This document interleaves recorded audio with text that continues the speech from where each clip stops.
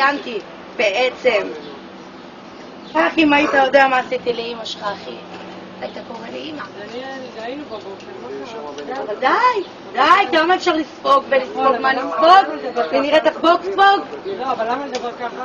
אני עכשיו באתי וחטפתי מהבן שרמוטה מכות והתימני המניאק שעומד ומסתכל. מה זה פה?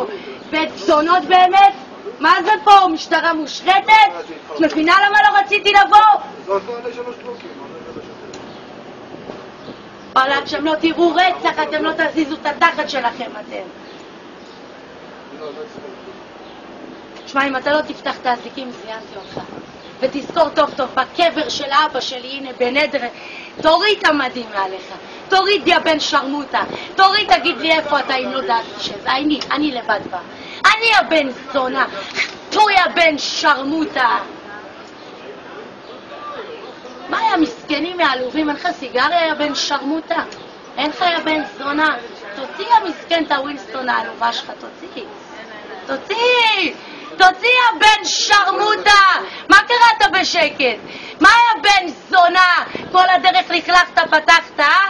תפתח רגליים, פתח יא בן שרמוטה. פתח, תסתובב, אני אזיין אותך בתחת.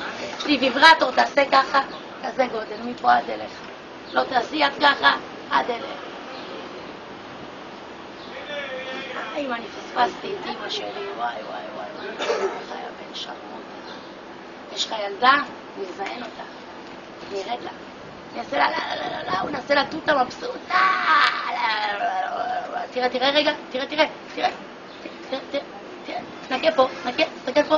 הנה אמא שלך. רואה אותה בעיניים שלי? תסתכל עליה. תסתכל יא בן שרמוטה. תסתכל טוב. את הפנים האלה, אתה תזכור פה על החיים שלך, אתה יודע למה?